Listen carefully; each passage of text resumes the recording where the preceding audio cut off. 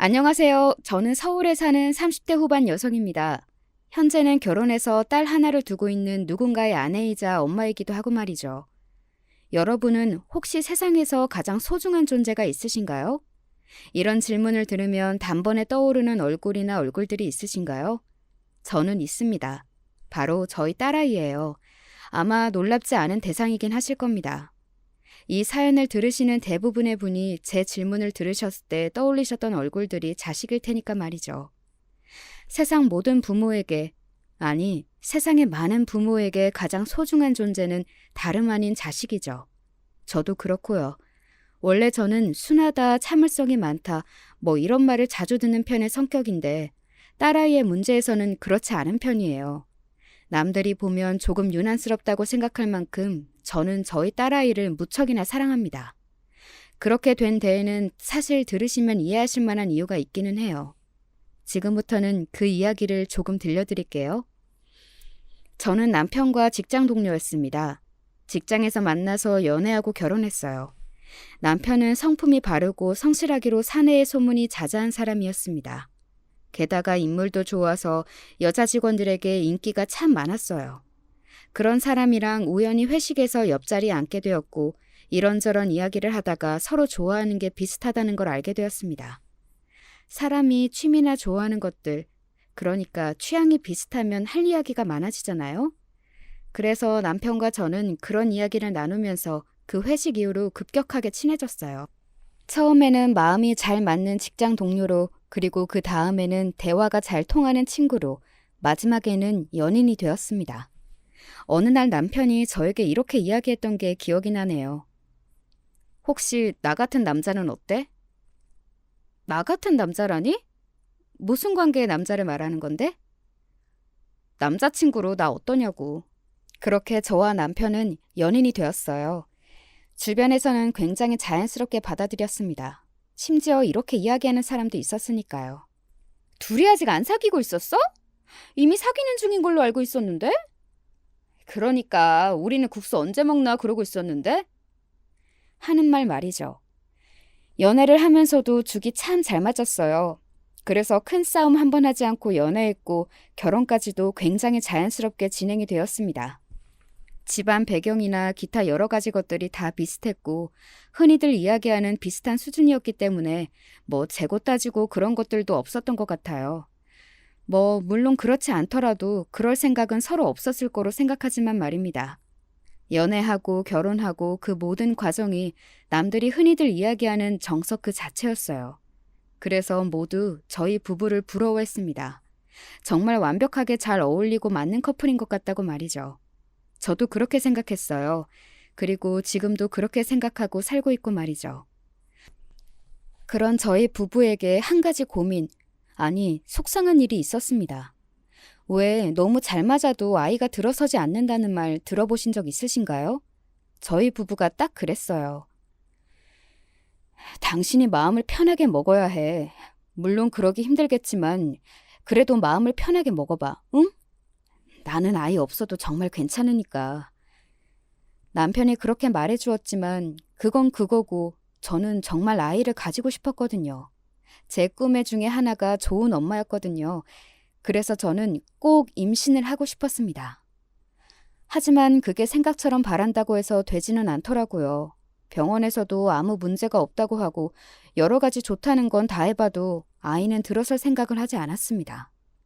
그렇게 마음고생을 5년 넘게 하다가 생긴 아이였어요.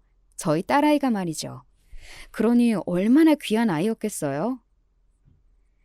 귀하게 온 아이라 그런지 이쁘기도 이쁘다. 정말이지 온 가족의 사랑을 받으며 태어난 아이였습니다. 저한테 저희 딸아이가 얼마나 소중하고 또 사랑스러운 존재인지 아실 수 있으시겠죠? 얼마나 예뻤겠어요. 그리고 지금도 얼마나 예쁘겠어요. 딸아이를 낳고 다시 걱정과 고민거리라고는 없는 그런 생활로 돌아갈 거로 생각했습니다. 하지만 아니었어요. 그 사이에 우리 가족 구성원에 변화가 생겼거든요. 지금부터는 제가 이곳에 사연을 쓰게 된 그 사람에 대한 이야기를 본격적으로 해보도록 하겠습니다. 이 사연의 주인공에 가까운 사람은 제가 아니라 사실은 제 동서입니다. 남편에게는 남동생이 하나 있었어요. 도련님은 제가 임신으로 한참 마음고생이 가장 심하던 시기에 결혼했습니다. 그것도 혼전 임신이었어요.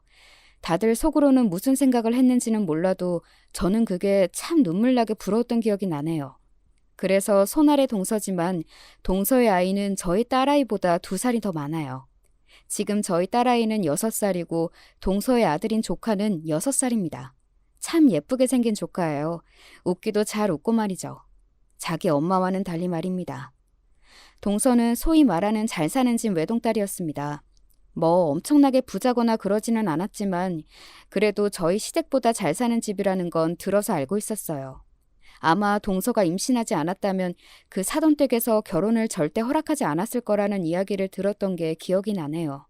2사람의 결혼식이 굉장히 화려했던 기억이 있어요. 동서의 첫인상은 저에게 참 좋지 않았습니다. 아이 낳는 걸로 뭘 그렇게 유난을 떠세요? 제가 임신이 안 돼서 고생하고 있다는 이야기를 시어머니에게서 들었는지 아는 척을 하면서 그런 말을 하더군요. 결혼도 전에 말이죠. 시어머니는 나중에 저에게 말씀하시기로는 혹시나 저에게 상처가 되는 말을 동서도 모르게 될 수 있으니 조심해달라는 의미에서 제가 마음고생을 하고 있다고 이야기하셨다고 하더라고요. 하지만 동서는 그런 걸 배려할 생각이 없는 사람이었고 말이죠. 당연히 가장 아픈 부분을 아무렇지 않게 건드리는 사람에 대한 인상이 좋을 리 없었습니다. 하지만 제 생각보다 더한 사람이었어요. 동서는 말이죠. 대충 동서가 어떤 사람인지 아실 수 있는 일화 몇 가지를 들려드릴게요. 한 번은 시아버지 생신 때 있었던 이야기입니다. 촌스럽게 생신을 무슨 집에서 하시겠대요? 금전적으로 부담을 주기 싫으신 거지. 밖에서 먹으면 돈을 많이 쓰니까. 집에서 간단하게 집밥이나 다 같이 먹자고. 제 말에 동서가 인상을 팍 쓰더군요. 그거 돈 얼마나 한다고. 진짜 거지도 아니고. 뭐? 방금 뭐라고 했어? 형님한테 한 말 아니니까 신경 쓰지 않으셔도 돼요. 아무리 그래도 그렇지 시아버지한테 거지라뇨. 그것도 그런 말을 들으실 상황도 아니었는데 말이죠. 저는 정말 놀랐거든요. 어떻게 그런 말을 할 수 있나 싶어서 말이죠. 제가 멍하게 동서를 보고 있자 웃으며 어깨를 으쓱하더군요. 정말 아무렇지 않은 듯 말입니다. 그리고 이런 일도 있었습니다. 무슨 대화를 하다가 저에게 이런 질문을 하더군요. 아주버님이 벌어다 주는 돈으로 생활이 되세요? 남편은 대기업에 다니고 있었고 그것 아니더라도 제가 결혼 전과 임신 전까지 모아둔 돈도 많았고 무엇보다 저나 남편 집안이 나쁘지 않았거든요. 동서는 그리고 그걸 알고 있었어요. 그 정도로 저희를 무시할 만큼 동서의 집안이 차이가 나게 잘 사는 집안이 아니기도 했고요. 물론 더 잘 사는 건 맞지만요. 어디 다니는지 몰라? 제가 어이가 없어서 그렇게 물었던 것 같아요. 하지만 동서는 저를 무시하는 걸 그만둘 생각이 없어 보였습니다. 아니, 애초에 그러기 위해서 그 질문을 먼저 꺼낸 거였으니 뭐 당연한 거겠죠. 알아요. 그래도 월급쟁이 월급 뻔한데 그걸로 생활이 되나 싶어서요. 충분히 되고도 남으니까 걱정하지 않아도 돼. 아, 남기까지 해요? 굉장히 절약하며 사시나 보다.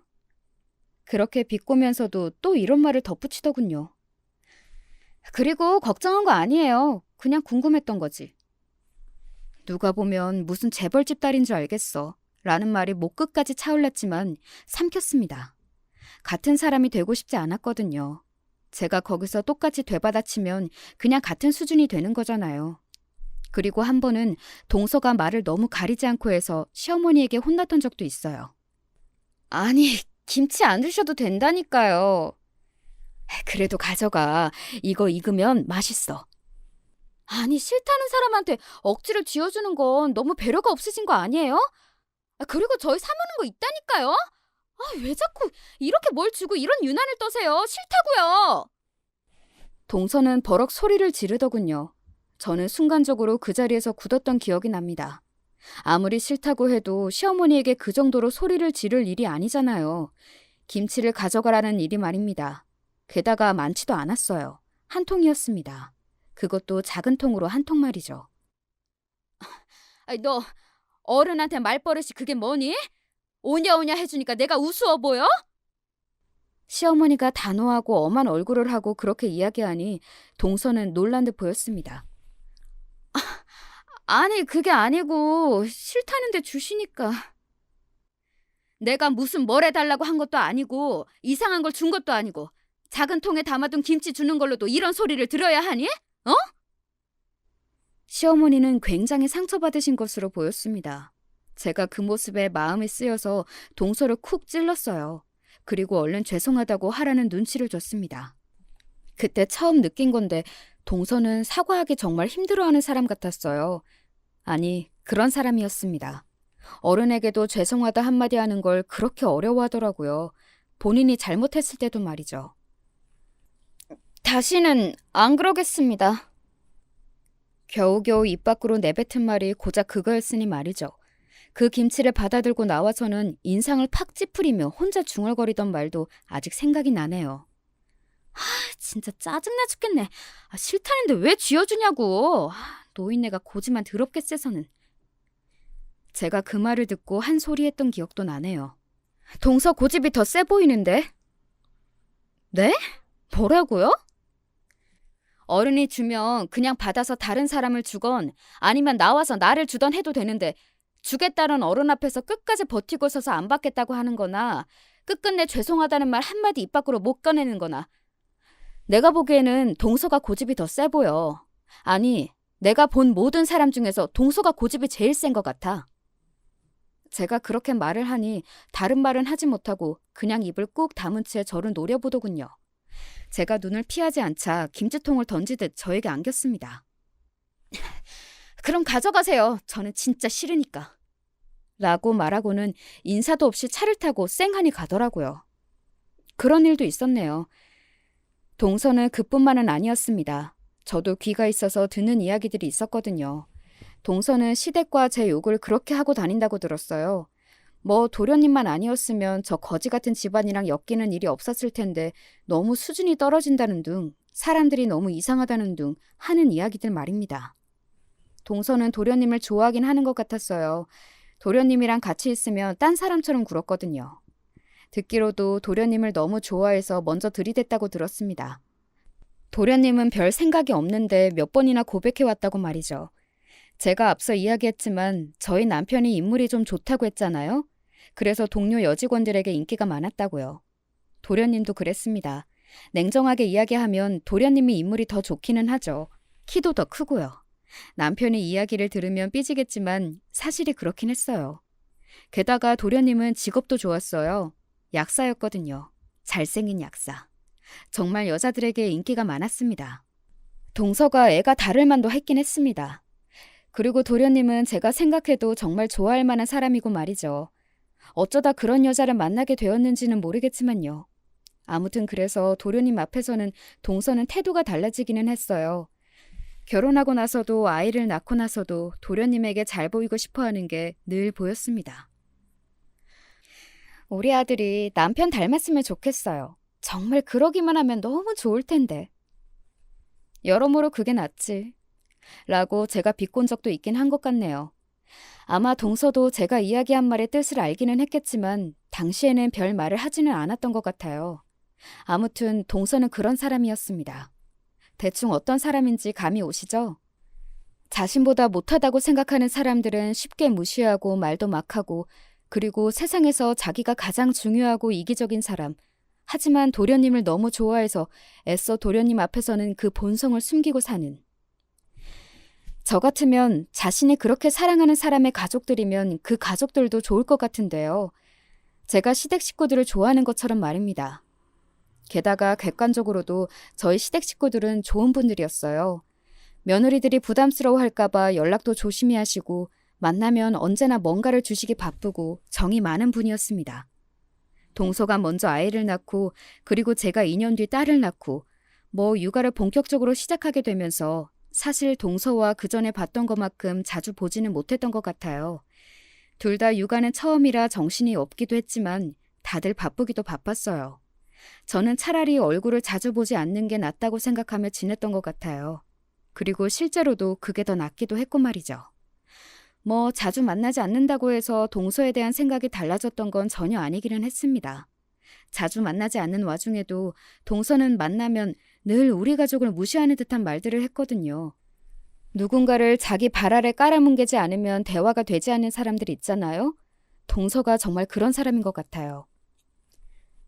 예림이는 영어 유치원 안 보내세요? 어차피 요즘 영어 유치원 아닌 곳에서도 어지간하면 영어 다 알려주기도 하고, 그리고 대기가 너무 많고 심하더라. 그렇게까지 해서 이 어린 나이에 그런 곳을 보내야 하나 싶기도 해. 아기들은 일주일만 안 써도 다 까먹는다는데. 제 말을 가만히 듣던 동서가 픽 하고 비웃더군요. 그러고는 이렇게 말했습니다. 그런 마음가짐으로 어떻게 아이를 키워요? 그런 마음가짐이라니? 요즘 같은 경쟁 사회에서 뒤처지지 않으려면 남들보다 더 하지는 못하더라도 남들만큼은 해야 할 거 아니에요? 애를 위해서라도. 그게 아이를 위한 거라고 누가 그래? 그냥 어른들 욕심이라고 생각하는데 난. 결국 그런 한국에서 살게 되는 건 아이들이에요. 나중에 나는 왜 남들만큼 안 해줬냐는 원망 듣고 싶지 않으면 그냥 보내세요. 제가 예림이 불쌍해서 하는 말이에요. 내 딸 안 불쌍하게 생각해줘도 돼. 형님 생각하는 거 보니까 그럴 수 없어서 하는 말이니까 고깝게 듣지 마세요. 잘도 저를 생각해서 하는 말이겠냐고요. 그냥 숨쉬듯 남을 깔보고 무시하는 그 성향이 그대로 튀어나와서 한 말이죠. 저는 사실 아이를 너무 이른 나이부터 그렇게 경쟁으로 몰아붙이고 싶지는 않았습니다. 그건 남편도 저와 동의를 한 부분이었어요. 그리고 남편 또한 어차피 공부로 성공하는 사람은 상위 소수밖에 되지 않고 아이의 적성에 맞는지 아는지도 모르는 공부를 벌써 부모의 욕심으로 과도하게 시키느니 조금 여유를 가지고 생각해보자고, 정말 아이의 적성을 함께 찾아보자고 그렇게 이야기했었고 말이죠. 그래서 우영이는 영어 유치원 나와서 영어 잘한대요? 정말 어느 날 그게 너무 궁금해서 시어머니에게 물었던 기억이 납니다. 시어머니는 제 질문에 어이가 없는 듯 픽하고 웃으며 이야기하시더군요. 잘하기는 무슨, 맨날 애 잡았다고 하더라. 그래서 한 번은 하기 싫다고 울고 그랬대. 본인이 저렇게 싫어하는데 억지로 시킨다고 그게 머리로 들어가나? 내가 한번 그만 보내는 게 어떻겠냐 했더니 나를 무슨 손주를 사랑하지도 않는 할머니 취급을 하길래 그냥 입 다물었다. 조카는 공부에 썩 소질이 없는 건지 하기 싫어하고 또 딱히 잘하지도 않는다고 하더군요. 그래서 동서가 아이를 굉장히 닥달한다고요. 조카가 불쌍하다고 생각했습니다. 그렇게 유난히 남과 자신을 비교하기를 좋아하는 엄마 밑에서 어떻게 클지 솔직히 눈에 훤히 보였거든요. 시어머니도 세세하게 이야기는 하지 않으셨지만 그 부분을 굉장히 염려하시고 있는 것 같았고 말이죠. 최대한 마주치지 않으려, 그리고 그런 대화 주제가 나오거나 하면 제가 입을 다물거나 자리를 피하는 걸로 동서와의 대화를 길게 이어가지 않았어요. 왜 그런 말이 있잖아요. 똥이 무서워서 피하냐, 더러워서 피하지 하는 말입니다. 제가 동서를 대하는 심정이 딱 그 심정이었거든요. 그냥 더러워서 내가 피한다. 동서는 저를 만나면 저를 무시하거나 저희 집을 무시하거나 늘 항상 무시하면서 자신이 저보다 잘난 걸 확인받고 싶어 했는데 제가 동서와 대화를 이어나가지 않고 본인을 아예 상대해주지 않자 그건 그거대로 화가 많이 난 듯 보였습니다. 점점 쌓여가는 게 느껴지기는 했어요. 언젠가 한번 폭발할 수도 있겠다 생각은 했었던 것 같아요. 그런 식의 폭발이 될 거라고는 꿈에도 상상조차 해보지 못했지만 말입니다. 오늘은 동서가 폭발하게 된, 제가 오늘 사연을 쓰게 된 결정적 계기가 되었던 그 사건에 대해 지금부터 이야기해 드릴게요. 동서는 그날 화가 많이 났습니다. 시어머니가 이런 말을 하셨거든요. 아이고, 나는 살다 예림이 같은 영특한 애는 처음 본다. 예림이가요? 뭘 보고 그러시는데요? 그날은 정말 오랜만에 가족들이 다 같이 밥을 먹기로 한 날이었습니다. 시아버지는 잠시 외출하셨었고 제 남편이나 도련님은 일을 마치고 오기로 해서 그 집에는 저와 시어머니, 동서, 그리고 조카와 저희 딸 이렇게 5이 있었어요. 아니, 글쎄 애가 책을 끼고 살아서 그냥 그런가 보다 했는데 조금 전에 내가 영특하다고 했더니 그 단어의 뜻을 애가 알더라고. 겨우 5살짜리가 영특하다는 말을 어떻게 알아들어? 저희 딸아이는 책을 정말 좋아했습니다. 하루 종일 책을 끼고 있었고 특히 언어에 관심이 많았어요. 영어는 물론 한자 같은 것도 좋아했습니다. 그냥 뭐든 읽고 보고 쓰는 것에 관심이 많은 아이였어요. 그건 저도 알고 있었습니다. 아니, 제가 엄마니까 가장 잘 알고 있었죠. 아유, 그리고 전에 둘째한테 들었는데 유치원에서도 칭찬이 자자하다며 예림이 똑똑하다고. 그건 그냥 유치원 선생님이 부모님들 기분 좋으라고 하는 말이죠. 뭐. 그리고 애비 자기 딸 일이라면 해볼래서 객관성도 없어요. 아유, 그래도 나는 오늘 보니까 예사 애는 아니야. 시어머니가 딸아이를 칭찬하면 할수록 동서의 얼굴이 어두워지는 걸 저는 알 수 있었습니다. 솔직히 동서가 뭐라고 신경을 정말 쓰고 싶지는 않았지만 동서가 본격적으로 골질을 하기 시작하면 결과적으로는 제 기분도 잡치기 때문에 만날 때면 동서의 기분을 살피게 되기는 했어요. 동서를 위해서가 아니라 제가 기분이 상하기 싫어서 말이죠. 동서의 표정이 좋지 않다는 걸 시어머니도 눈치를 챘고 시어머니도 아차하는 표정으로 입을 다무시더군요. 시어머니도 저와 비슷한 마음이셨을 겁니다. 동서가 입으로 무슨 말을 뱉을지 예상이 안 되는 사람이었으니 어지간하면 건들고 싶지 않았겠죠. 하지만 이미 늦었더군요. 동서는 이미 빈정이 상할 대로 상했고 상당히 긁혀있는 상태였습니다. 잠시 뒤에 그걸 알 수 있었습니다. 예림이 신기하긴 하네요. 엄마랑 아빠가 공부를 그다지 잘한 것도 아닌데 똑똑하다면 말이에요. 나랑 우리 남편도 공부 잘했어. 솔직히 저희만큼은 아니잖아요? 그 정도면 잘했다고 할 수는 없죠. 그냥 남들 하는 만큼 딱 그 정도, 무시받지 않을 정도만 한 거지. 아니었습니다. 뭐 동서와 도련님은 대한민국에서 가장 좋다는 대학을 나온 건 맞아요. 하지만 남편도 2~3번째 되는 정도의 대학을 나왔고 저도 나름대로 유명한 대학을 나왔습니다. 이름만 대면 그래도 오, 공부 좀 하셨나 보네요. 소리 들을 정도는 되었어요. 그런데 동서는 늘 그런 식이었습니다. 자신과 도련님 미치면 다 미친 사람이었어요. 그건 아니지 않아? 그러면 대한민국에 좋은 대학이 어딨어? 우리나라에는 하나밖에 없다고 생각하는데요, 좋은 대학은? 본인과 도련님이 나온 대학을 이야기하는 거였겠죠. 저는 동서의 그 표정과 말투에서 알 수 있었습니다. 오늘 굉장히 피곤한 날이 되겠구나. 사사건건 시비를 걸겠구나 하는 걸 말이죠. 그리고 그 정도로 끝나지 않은 날이 되었지만요. 뭐 어릴 때 영재 소리 듣던 애들도 결국은 부모가 어떻게 하느냐에 따라서 다 갈리잖아요. 게다가 예림이는 영재 정도도 아닌 것 같고. 대체 무슨 말이 하고 싶은 거야? 제가 아이 이야기에 인상을 확 찌푸리며 말했어요. 동서는 씩 웃더군요. 제가 기분이 상한 걸 즐기는 사람처럼 말입니다. 예림이가 안 됐다고요. 부모님의 교육에 관심이 있고 잘 가르치는 사람들이었으면 저 재능을 더더 키워줬을 텐데. 남의 자식 걱정하지 마. 우리가 알아서 해. 동서는 참 오지랖도 크고 넓어. 걱정이 되니까 그렇죠. 상대방이 원하지 않는 걱정은 안 하는 게 맞아. 사실 제가 마음먹고 본격적으로 말싸움을 하기 시작하면 동서는 저한테 상대가 안 될 게 너무 불보듯 뻔했어요. 동서는 언제나 말도 안 되고 또 남을 깔아뭉개기 위한 말을 하는 것 말고는 할 수 있는 말이 없기도 했지만 저는 원래 논리적으로 말싸움을 잘하는 사람이었거든요. 그래서 친구들도 저랑 싸워서는 이길 수 없다는 말들을 했었고요. 아무튼 제가 맞는 말을 하니 동서는 뭐라 말을 더하지는 못했습니다. 하지만 꽁한 게 보였어요. 그런 거 있잖아요. 반박할 말은 없는데 뭐라고 시비는 걸고 싶어 죽겠는 사람의 얼굴 말입니다. 동서의 얼굴이 딱 그랬던 것 같아요. 저는 그런 동서를 그냥 모르는 척했습니다. 그랬더니 결국 그 일이 터졌어요. 저에게 시비를 걸 수 없으니 저희 딸아이에게 시비를 걸기 시작했습니다. 5살짜리에게 말이죠. 뭐 결국에는 딸아이에게 시비를 거는 척 저에게 거는 거였겠지만 말입니다. 예림이는 엄마가 공부 시켜줬으면 좋겠지 않아? 공부는 내가 알아서 하는데.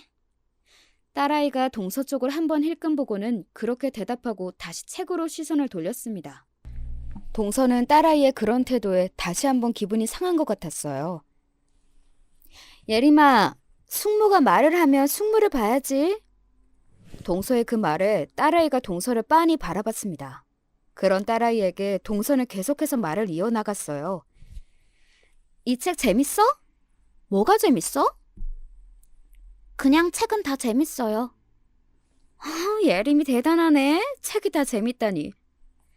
동서는 점점 더 표정이 어두워지는 게 느껴졌습니다. 그러다가 영어로 예림에게 툭 하고 묻더군요. 오늘 뭘 먹고 싶은지 말입니다. 아마 영어 유치원을 다니지 않고 있으니 그 부분은 약할 거라고 생각하고 질문을 한 걸 겁니다. 속이 훤히 다 보였어요. 저는 오늘 피자가 먹고 싶어요. 딸아이는 표정 하나 바뀌지 않고 그렇게 대답했습니다. 다 알아들은 거죠. 동서는 알았을 겁니다.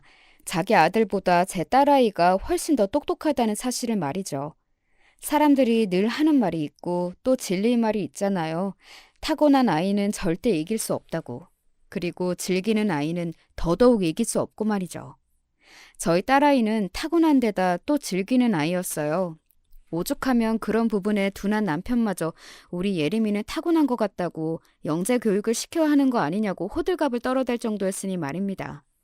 아마 동서는 속으로 굉장히 많이 부럽고 분하고 뭐 그랬을 겁니다. 자신의 아들이 저랬어야 했는데 하면서 말이죠. 순간 여러 가지 생각을 하는 게 눈으로 보였거든요. 더 이상 어린아이에게 시비를 거는 것이 무의미하다고 생각했는지 아니면 어느 부분에서 완전히 핀이 나간 건지 저에게 다시 시비를 걸기 시작했습니다. 그때 마침 어머니는 잠시 옆집을 가 계셨거든요. 옆집 할머니랑 사이가 굉장히 좋으셨어요. 아무튼 동서는 저를 보고 이렇게 말했습니다. 아무리 생각해도 예림이가 불쌍한 게 맞아요.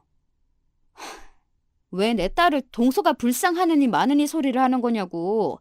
우리 딸은 잘 먹고 잘 자고 게다가 자기가 좋아하는 책 읽고 하고 싶은 공부 알아서 하면서 저렇게 행복해하고 있는데? 타고난 게 있는데 부모들이 지원을 제대로 해주진 못하니 하는 말이죠. 제대로 지원을 해주는 게 뭔데? 억지로 책상에 앉혀놓고 하루에 몇 시간 공부했나 체크하면서 뭐뭐 했는지 하나하나 다 간섭하는 거? 아이가 그러면 스트레스 받아서 오히려 공부에 흥미가 떨어질 거라고 생각하는데 나는? 동서의 표정이 확 구겨졌습니다. 네, 맞아요. 저는 동서와 조카 이야기를 하는 게 맞았습니다. 그리고 동서도 단번에 그 이야기를 하고 있다는 걸 알아차린 것 같았고요. 지금 저랑 우영이 이야기하시는 거예요? 왜? 동서가 그렇게 가르쳐서 우영이가 공부에 흥미를 잃었어?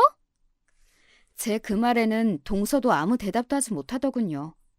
제 앞에서 그 사실을 죽어도 인정하고 싶지는 않았을 겁니다. 게다가 저희 딸이 타고난 천재라는 걸 알아차린 지금에서는 더더욱 말입니다. 자존심이 그걸 용납하지 않았을 테니까요. 아니, 그래도 저는 할 말은 해야겠어요. 언제는 안 한 것처럼 이야기한다. 동서 할 말 참은 적 있어? 언제? 제가 콧방귀를 뀌며 그렇게 이야기하니 동서는 얼굴이 벌겋게 달아오르더군요. 그리고 약간 격양된 표정과 목소리로 저에게 이렇게 말했습니다. 이 말이 제 이성을 잃게 했던 것 같아요. 그리고 동서와 가족으로 지낼 수 없겠다는 생각도 말이죠. 예림이도 결국에는 무식하게 클 거예요. 뭐, 무식? 부모가 무식하면 대부분 자식도 그렇게 크잖아요. 예림이도 결국은 형님처럼 공부 안 해서 그저 그런 대학을 나와서 이렇게 집에서 살림이라는 망한 인생을 살겠죠. 그 말에 대체 막말 포인트가 몇 개인지 지금 생각해봐도 어이가 없어서 웃음이 나올 지경이네요. 일단 저와 남편을 무식하다 했고, 그리고 제가 집에서 살림만 하는 것을 보고 망한 인생이라고 했고, 그리고 예림이도 앞으로 그렇게 살게 될 거라고 저와 저희 딸을 동시에 굉장히 무시한 거잖아요. 이성이 툭 하고 끊어지는 기분이 들었습니다. 저는 무표정으로 가만히 동서를 바라봤어요. 그리고는 이렇게 말했습니다. 동서 부모님은 굉장히 몰상식하고 예의라고는 없고 막말 여기저기 하고 다니는 인간 말종인가 봐? 뭐라고요? 제 그 말에는 또 버럭 화를 내더군요. 본인이 한 말은 전혀 생각하지 않고서는 말이죠. 그렇잖아. 자식은 부모의 거울이라는 말을 하고 싶었던 거 아니야? 그런데 동서가 이런 사람이라면 동서의 부모님도 안 봐도 뻔하다는 이야기를 한 건데 지금 나한테 한 이야기랑 동서가 나한테 들은 이야기랑 뭐가 다른데? 왜 화를 내? 설마 붕어도 아니고 방금 본인이 뱉은 말을 까먹은 건 아니지? 그런 제 말을 듣고는 동서는 또 한동안 이를 악물 뿐 아무 말도 하지 못했습니다. 무슨 말을 할 수 있겠어요? 논리적으로 제 말이 다 맞는 말인걸요. 그리고 나도 걱정되니까 한마디 더 얹을게. 나는 동서가 주제넘게 남의 집 자식 걱정할 시간에 본인 자식이나 걱정을 좀 했으면 좋겠어.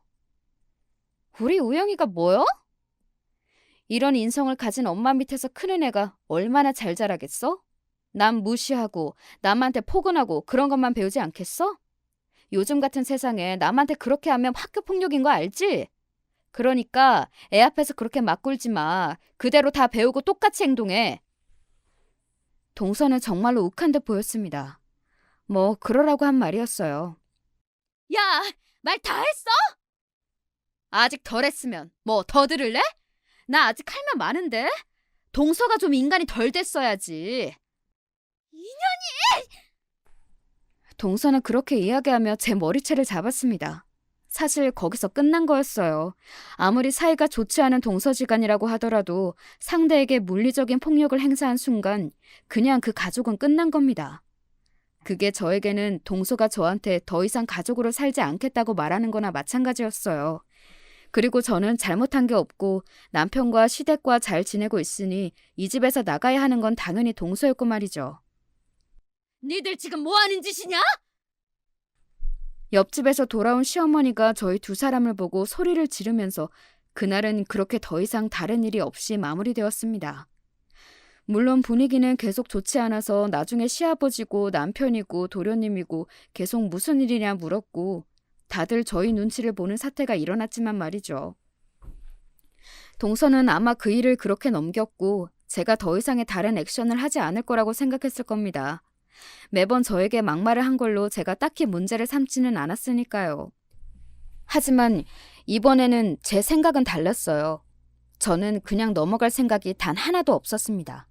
이번 문제는 그렇게 넘겨서도 안 된다고 생각했고 말이죠. 우선 그날 집으로 돌아와 남편에게 그날 있었던 일에 대해 아주 상세하게 다 이야기를 했습니다.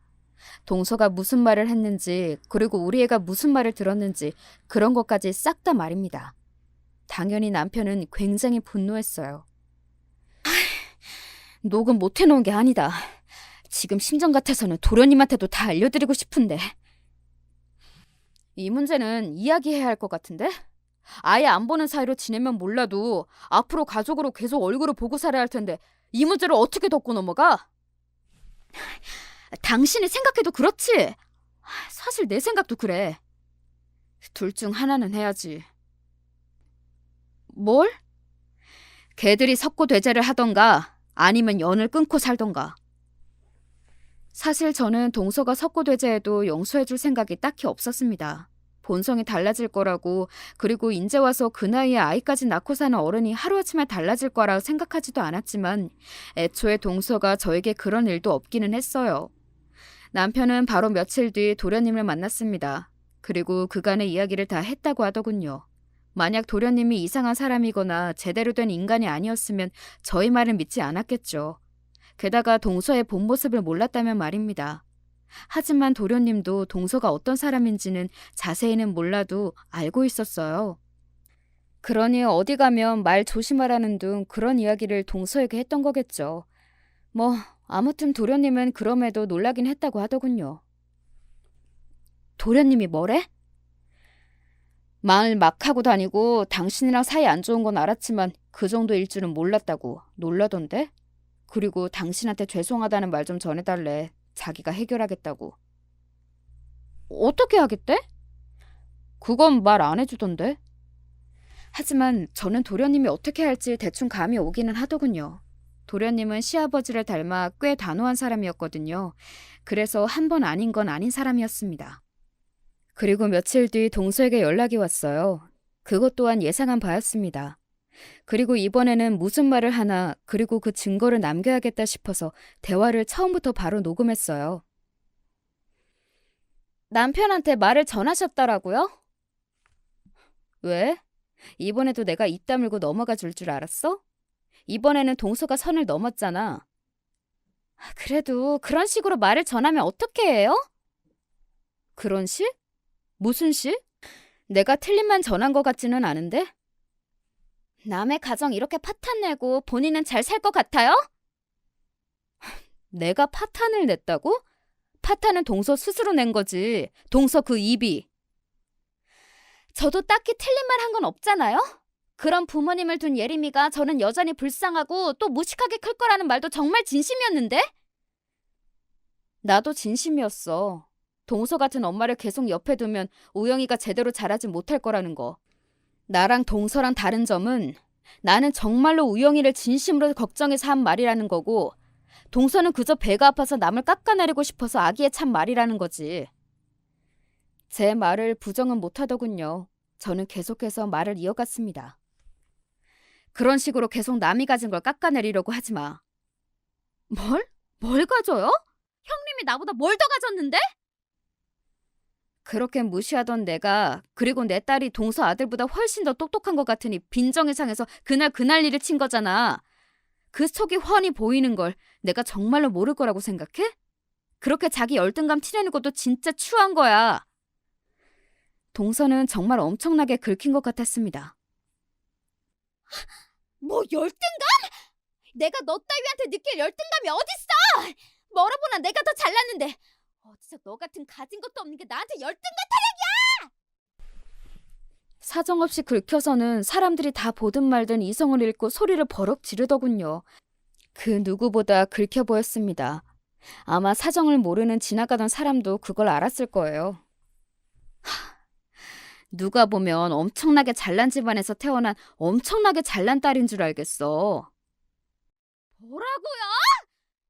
동서, 늘 말하고 다니는 거 보면 정말 본인이 어마어마한 집안딸, 재벌딸쯤으로 이야기하고 다니면서 남 무시하잖아. 사람들 속으로 다 비웃는 거 알지? 그 정도는 아닌데 하면서. 하긴 자기 이야기는 자기가 제일 늦게 들으니 모를 수도 있겠다. 진짜 다들 무시하거든? 그니까 추하게 그만해.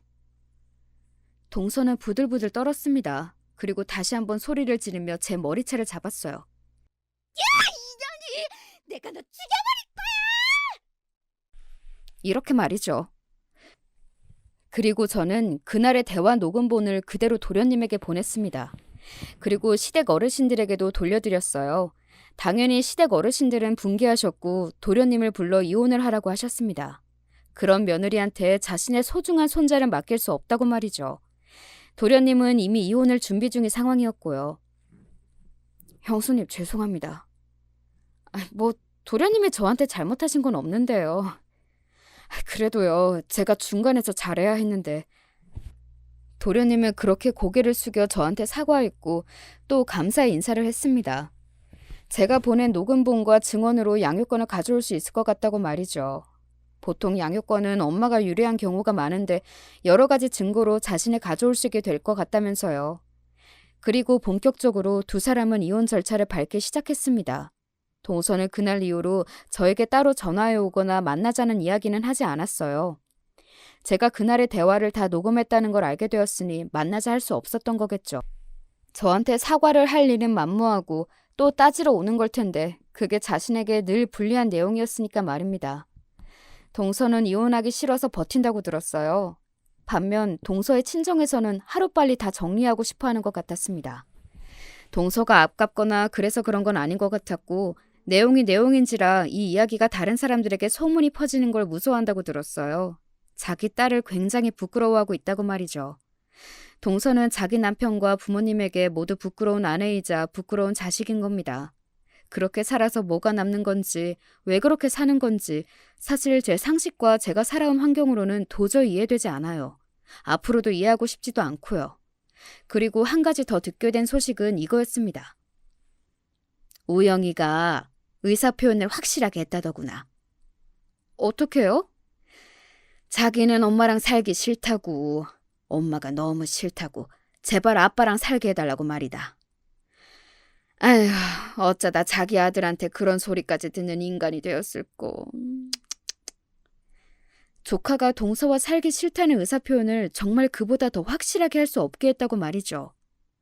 동서는 조금 충격을 받은 것 같아 보였다고 나중에 도련님에게서 그 말을 들을 수 있었습니다. 그러면 아들을 그렇게 대해놓고 자기 아들이 자신과 살고 싶어 할 거라고 생각했던 건지 그것 또한 스스로 주제 파악이 참 안 되는 사람이구나 하는 생각이 들었던 것 같아요. 그렇게 동서와 도련님은 이혼했습니다. 듣자 하니 동서는 도련님에게 위자료도 줘야 하는 판결이 났다고 하더군요. 동서는 반발했지만 그쪽 집안에서 빨리 정리를 하고 싶었던 건지 재빠르게 바로 입금이 되었다고 말이죠. 그리고 양육권은 당연히 도련님이 가져왔고 말입니다. 그 이야기를 남편에게서 들을 수 있었습니다. 당신이 녹음한 그 파일도 중요했지만 그래도 가장 결정적이었던 건 아기가 엄마랑 같이 살기 싫다고 의사표현을 강하게 한 게 컸대. 아무래도 그렇겠지? 그래도 위자료 부분에서는 당신이 준 그 녹음 파일이 꽤 중요했다고 나중에 정리가 다 되며 밥 한번 산다고 하더라. 밥 안 사도 되니까 도련님 마음 정리나 잘했으면 좋겠다. 잘할 거야. 뭐든 잘하는 애니까. 남편의 말처럼 도련님은 금방 정리가 되고 있는 듯 보였습니다. 아무래도 정이 완벽하게 다 떨어졌기 때문에 미련이라고는 단 하나도 없으니 그럴 수 있는 거겠죠. 원래 질척거리거나 생각을 자꾸 하면서 벗어나지 못하는 것도 미련이 남아있을 때 할 수 있는 행동이잖아요. 도련님은 동서와 살던 집을 바로 정리하고 시댁으로 들어갔습니다. 아무래도 일을 하면서 남자가 아이를 키우기란 힘든 일이 있었을 테니 시어머니의 도움을 받기로 한 겁니다. 시어머니는 집이 북적거리는 게 오히려 좋다고 이야기하셨고 말이죠. 그렇게 잘 지내고 있어요. 가족끼리 만나는 일도 그 전보다 많아졌고 만났을 때 분위기도 동서가 있을 때보다 훨씬 좋고 말이죠. 그걸 느끼면서 다시 한번 알았네요. 우리 집은 정말로 동서만 없으면 아무 문제가 없다는 걸 말입니다. 사실은 그 뒤에 동서가 저를 한번 찾아온 적이 있기는 해요. 이건 남편과 도련님에게 이야기를 하지는 않았습니다.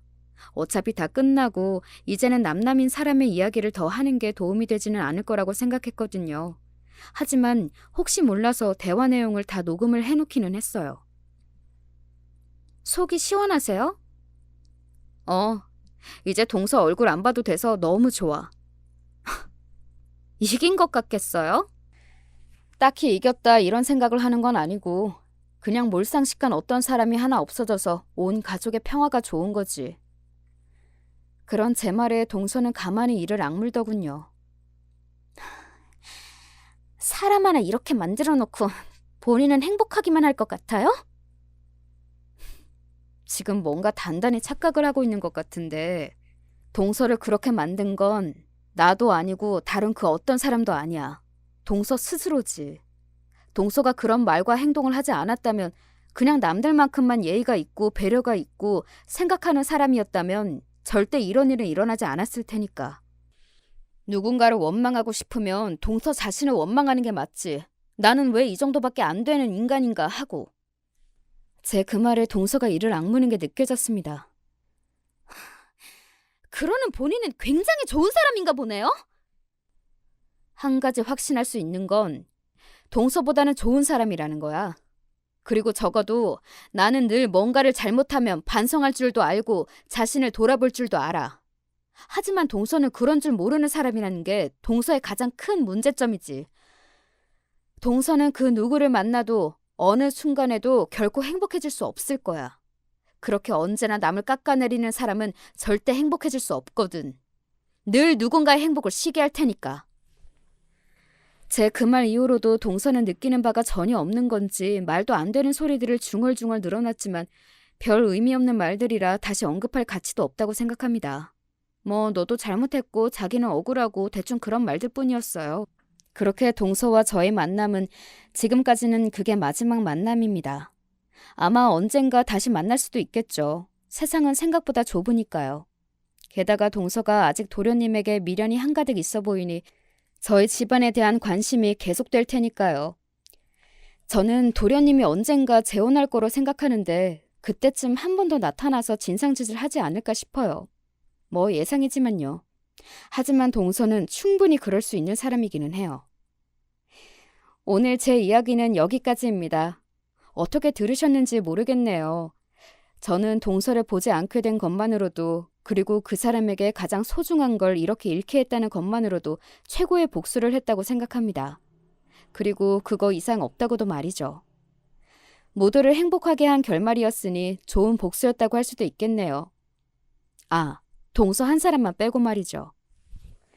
언제나 바르게만 살 수는 없겠지만 누군가에게 복수심을 느끼게 할 만한 짓은 하지 않고 살아야 하는 것 같아요.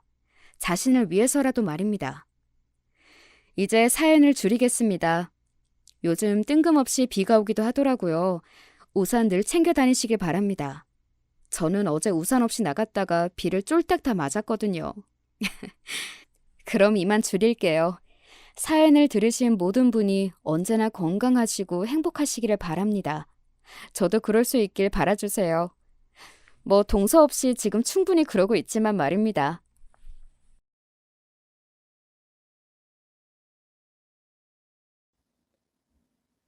안녕하세요. 저는 과거를 뒤로한 채 열심히 앞을 보며 살아가고 있는 여자입니다. 여러분은 학창 시절에 어떤 기억이나 추억을 가지고 계세요? 저는 중학교 때 억울하게 왕따를 당했어요. 질 나쁜 애들이 절 거짓으로 모함하면서 저에 대한 어처구니 없는 소문들을 만들어냈었거든요. 지금 생각해보면 황당하기 짝이 없는 내용들이었지만 시대가 나름 옛날이었던 점과 사춘기 학생들의 사고방식이 무모하다는 점을 보자면 충분히 다들 선동당할 수 있었던 듯 싶네요. 단순히 제가 마음에 안 들었던 못된 애들에 의해서 제 중학교 시절은 완전히 악몽으로 물들었었죠. 그러다가 중학교를 졸업하기 전에 결국 크게 사달이 났었고요. 학교에서 큰 영향력을 행사하던 무리가 있었는데 어느 날 절 따로 불러냈었어요. 야, 박채원, 너 고등학교는 딴 지역으로 갈 거라면서? 너희 반 애가 그러대. 아무도 널 모르는 곳으로 가서 착하고 순진한 척하면서 거기 애들 다 속이려고 그러는 거지? 너 진짜 치밀하고 계획적이다. 너같이 음흉한 년은 지금이라도 우리가 밟아줘야 돼. 그래야 코가 납작해지지. 대체 내가 뭘 잘못했다고 이러는 거야? 더 뒷말이 나올까 봐 내가 그간 가만히 있었던 것뿐이지. 내가 진짜로 잘못을 저질렀기 때문에 여태 아무 소리 안 했던 게 아니야. 내가 뭘 잘못했는지 날 그렇게 싫어하는 너희들이 한번 말해봐. 너희들이 알고 있는 거 전부 오해고 가짜니까 내가 듣고서 다 정정해줄게. 눈 하나 깜짝 않고 연기하는 것 좀 봐. 역시 친구들 물건 도둑질하고 그것도 모자라서 친구 애인까지 도둑질해서 가로채는 나쁜 년은 달라도 뭔가 다르다. 야, 얘들아, 우리라도 제대로 밟아주자. 그중에서 대장격이라던 장미라는 애가 주도를 하자 다른 애들이 금세 따랐죠. 전 제대로 된 변명 한 번 할 기회를 끝내 얻지 못한 채 억울하게 얻어맞았습니다. 무서운 게 없는 사춘기 나이. 그 애들은 무자비했어요. 게다가 혼자가 아니라 여럿이 함께. 그러니까 군중심리라는 게 발동했었나 봅니다. 절 과도하게 많이 때렸던 거예요. 그건 더 이상 거짓된 소문처럼 뒤에서 음침하게 일을 벌이고 다니는 저란 아이를 단순히 코 납작하게 눌러주려는 정도가 아니었습니다. 정도를 지나친 행위였죠.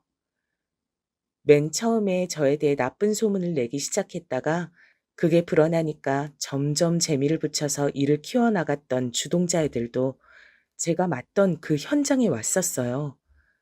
말리긴커녕 합세해서 절 때리더라고요.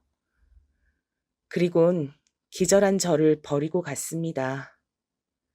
무더운 여름 날씨에 방치된 저는 다음날 새벽이 되어서야 자력으로 절뚝거리며 그곳을 벗어나다가 쓰러졌는데 그때 길을 지나던 어르신들께서 절 발견해 주셔서 병원으로 이송될 수 있었어요. 제 몰골이 엄청나게 엉망이었고 코피 때문에 얼굴이며 옷은 다 피투성이어서 무조건 구급차부터 불렀다고 하시더라고요. 공교롭게도 그 어르신들께선 동네에서 소위 짬이라는 걸 많이 드셨던 분들이었고, 동사무소와 파출소 같은 공공기관에 제 이야기가 단 하루 사이에 쫙 퍼지게 됐습니다. 지역 신문 기자들이 건수를 잡았다 싶어서 제가 겪은 사건에 달라붙었고, 그러면서 완전히 일이 커져버렸어요. 학교는 당연히 발칵 뒤집어졌죠. 취재까지 오고 일이 커지는 바람에 분노한 교장 선생님께선 아끼시던 교장실의 오랜 터줏대감, 화분 하나를 그날 깨드셨고요. 그간 제가 왕따를 당하든 말든 본체만체하며 방관하셨던 선생님들께선 그제서야 부랴부랴 상황 파악에 들어가셨습니다. 그때 제가 당한 기가 막힌 억울함이 드러났던 거예요. 제가 왜 그런 심한 짓을 당했는지 그 원인을 파고 들어가다 보면 필연적으로 저에 대해 친구들 사이에서 오래 떠돌아왔던 소문을 만날 수밖에 없었죠. 그리고 그 소문의 맨 처음 근원지를 따라가 봤더니 근거 없음이었던 것입니다. 애초에 그냥 제가 마음에 안 들어서, 그리고 나쁜 소문을 내는 게 재밌어서 점점 더 제가 왕따당하고 고립당하는 모습에 희열을 느껴서 단순히 그런 이유로 절 매도했던 애들이었으니까요. 제 중학교 생활을 그딴 이유로 짓밟아버린 못된 애들의 만행이 드러나자 저에 대해 무관심하셨던 선생님들조차 모두 경악하셨습니다. 아니 대체 무슨 애들이 이렇게 심보가 악랄하고 잔인해? 당사자가 아니라고 하는데도 그것마저 가식이고 연기라며 계속 몰아갔다니. 그리고 그런 거짓 소문에 휩쓸려서 애를 그 지경으로 때린 정신 나간 것들은 대체 뭐야? 선생님들이 질겁하셨고 그 애들은 전부 가해자가 되었습니다. 그 가해자들이 왜 저에게 그토록 뻔뻔하고 오만하게 굴었는지 전 그들의 부모들을 마주한 순간 이유를 알겠더군요. 아무도 저에게 미안하단 사과를 하지 않았어요. 심지어 학교 측에도 무리를 일으켜 미안하단 사과를 하지 않았고, 그저 가해자들의 부모들이 궁금했던 건 무마하는 방법뿐이었습니다. 맨 처음에 소문이 잘못 퍼졌을 때부터 절 끈질기게 못마땅해 했던, 자기 무리를 불러다가 절 복날의 개보다도 더욱 두들겨 팼던 장미라는 애의 모친께선 특히 제가 보는 앞에서 짜증을 내셨었죠. 고작 이런 것 때문에 이렇게 시끄러워지는 게 말이나 되나요? 우리 애는 지금 특목고 입학을 앞두고 있는 모범생인데 저런 애하고 잘못 엮였단 것 자체가 너무 원통하네요. 대학도 좋은 데로 보내야 되고 유학도 보내야 되는데 탄탄대로만 남은 우리의 앞길을 혹여나 이런 가짜는 일이 방해할까 봐 걱정됩니다. 선생님들, 제발 조용히 마무리해 주실 순 없을까요? 위로금인지 합의금인지 어떤 나발의 명목이든 지불할 용의가 있으니까요. 당시에 제가 가졌던 감정이 뭔 줄 아시나요? 우습게도 그건 바로 부럽다는 것이었습니다. 그 가해자들이 미치게 부럽더라고요. 돈 있고 힘 있는 부모를 둔 거요? 아니요. 그것보단 자기 편을 들어주는 부모를 둔 것. 학교까지 엄마가 찾아와서 상관을 해주는 것. 바로 이런 게 부러웠습니다. 화가 나고 분하고 슬프고 이런 것보단 부럽단 기분이 들었다는 것 자체가 저 자신을 작아지게 만들더라고요. 제 부모님께서 유난을 떠시는 분들이고 재력이 넘치시고 그런 분들이셨다면 진작에 선생님들께서 제가 당하는 왕따에 관심을 기울이셨을 테죠. 하지만 누가 봐도 전 집에서 방치된 아이였기 때문에 관심을 안 기울이셨던 걸 거예요. 그걸 저도 당연히 알았습니다.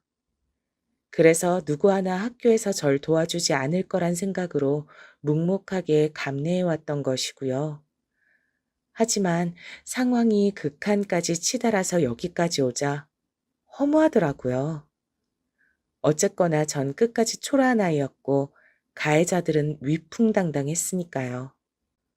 모든 것을 덮는 값으로 저에게 주어졌던 건 1,000만 원이었습니다.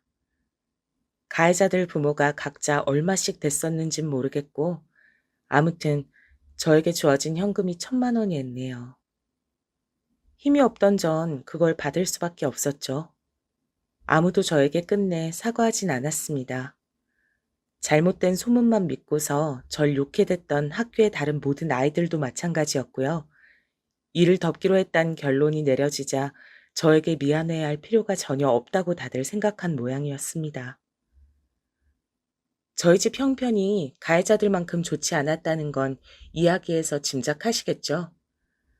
하지만 정말 근본적인 문제는 돈보다도 다른 것에 있었습니다. 자라나는 여자아이한테 가장 중요한 유대관계는 아마 엄마일 거예요. 엄마와 딸만큼 유대 깊은 관계는 없다고 분명 그렇게 듣고 배웠는데 저한텐 해당 사항이 없더라고요. 제가 초등학교에 들어가기 이전까진 엄마가 나름 다정다감한 모습도 있었던 것 같다고 생각을 합니다. 어린 저를 꾸미고 입히고 이렇게 하시는 것에 재미를 한참 붙이셨던 거거든요. 하지만 제가 초등학교에 입학한 이후로는 시큰둥이 하셨어요. 제가 더 이상 마냥 사리분별도 못하고 의사소통도 원활하지 않는 어린아이가 아니란 것에 흥미를 잃어버리신 걸지도 모르죠. 당신께서 고민을 실컷 늘어놓고 짜증을 내고 신경질을 내고 화풀이를 해도 되는 대상으로 제가 자라났다고 판단을 하셨던 걸 수도 있고요. 그래서 저에게 엄만 제가 학교를 다니게 된 후로 늘 피곤하고 눈치를 봐야 하는 분이셨습니다. 채원아, 너 옆집 사는 수민이하고 앞으론 놀지 마. 어울려 다니지 마. 왜요? 수민이는 바로 옆에 사니까 만나기 좋은데요. 같이 놀면 재밌고요. 엄마도 나한테 수민이랑 친하게 잘 지내라고 했잖아요. 친구끼리는 사이좋게 지내는 거라고 엄마가 그랬잖아요. 너 죽을래? 어디서 귀여운 척을 하면서 혀 짧은 소리를 내려고 간을 보고 있어. 너 그럴 나이 지났어. 엄만 있지? 네 나이 때 이미 걸어서 1시간 넘게 걸리는 곳까지 심부름 다니고 그랬었어. 네 외할머니가 엄마를 얼마나 못 잡아먹어서 안달이었는지 알아? 엄마가 고생했던 거에 비하면 채원이 넌 천국에서 살고 있는 거야. 행복해서 미쳐야 정상인 거야. 아, 알았어요. 죄송해요. 귀여운 척 하려고 한 거 아닌데. 정말 아닌데. 앞으로는 안 그럴게요. 옆집 수민이는 걔 엄마가 이상한 사람이야. 애한테 왜 자꾸 비싼 메이커 신발을 신겨? 요일별로 돌아가면서 신기는 그 얄팍한 저희가 대체 뭐냐 이거야. 거기까지 하면 될 것이지. 나한테 뭐? 어제 뭐라 그러더라? 집에 들어오다가 마주쳤을 때 채원 엄마는 주로 시장에서 옷을 사시죠? 이런 지랄은 왜 떠는 거야? 이상한 여자 같으니. 상종을 하지 말아야 돼. 그런 여자의 딸도 어떻게 자라날지 뻔해. 그러니까 애 저녁에 어울리면 안 되는 거야. 이놈의 망할 주공빌라. 빨리 이사를 가버리든 해야지. 채원아, 너네 아빤 왜 그렇게 월급이 안 오른다니? 그거 혹시 거짓말 아닐까? 우리한테 속이는 것 같지 않아? 이따가 밤에 네가 아빠한테 한번 물어봐. 애교도 살살 피면서 아빠 돈 얼마 받냐고 한번 물어봐. 저번에도 엄마가 물어보라고 시켜서 했었는데 아빠는 우리한테 거짓말 안 한다고 했었어요. 아빠가 우리한테 왜 거짓말을 해요? 그러니까 물어봤자 소용없어요, 엄마. 박채원, 얘가 진짜 너 엄마 말 안 들을래? 넌 애가 왜 이렇게 벌써부터 속을 썩여? 뭐 어쩌잔 거야? 너 사춘기 되면 내가 그땐 복장 터져서 죽을까 봐 미리 겁이 난다. 어? 얘를 어쩌면 좋아. 벌써부터 말대꾸 따박따박 하는 꼬라지 좀 봐. 나는 너 그렇게 안 가르쳤는데. 너 누구 닮아서 이러니? 엄마는 안 닮았으니까 아빠 닮아서 이러는 거지? 채원아, 나는 네 나이보다 어렸을 때 네 외할아버지한테 말대꾸 한번 잘못했다가 어떻게 됐었던 줄 알아? 귀싸대기 맞아서 방 한가운데에서 방문까지 날아갔어. 맞은 뺨보다 날아가서 방문에 처박혔던 게 얼마나 아프던지 나는 그러고 살았다. 근데 너는 뭐야? 네가 얼마나 화목한 가정 안에서 행복하게 살고 있는데 그걸 감사해 할 줄 모르면 엄마가 앞으로 어떻게 널 키워? 응? 죄송해요. 제가 잘못했어요. 다시는 함부로 말대꾸하지 않을게요. 저는 되로 주고 말로 받는다는 표현을 학교에서 처음 배웠을 때 칠판에 분필로 적힌 그 문장 위로 엄마를 떠올렸었습니다. 제가 한마디를 대꾸하면 엄마는 10마디 이상으로 반드시 되갚아 주시는 분이었으니까요. 학교에서 만나는 친구들은 전부 자기 엄마 이야기를 자주 하던데 엄마와 딸은 바늘과 실 같은 사이라고 하던데 저는 전혀 공감이 안 됐었죠. 엄마와 함께 있는 것이 마음 편한 적 없었고 대화를 하는 게 전혀 즐겁지가 않았습니다. 엄마의 심기를 거스를까 봐 걱정이 되었고 늘 긴장 상태에 있었죠.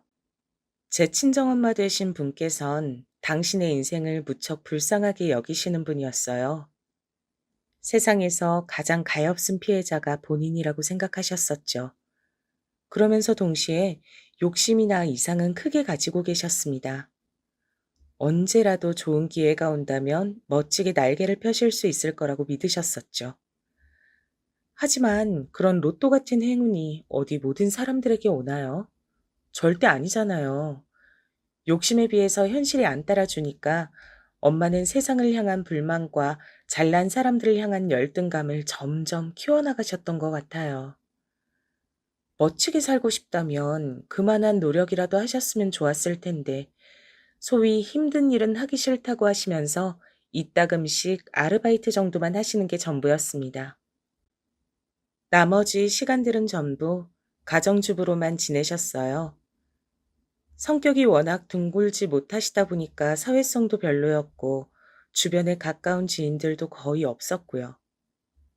제 친정아빠는 총각 시절부터 다니셨던 직장에서 갑작스런 내부 사정으로 해고를 당하셨던 게 제가 초등학교 들어가기 직전이었는데요. 그 이후로는 오랜 지인분께서 차린 공장 일을 도우며 그렇게 돈을 버셨습니다. 공장의 사정이 좋을 때면 잘 벌렸고 그렇지 않을 때면 많이 힘들었죠.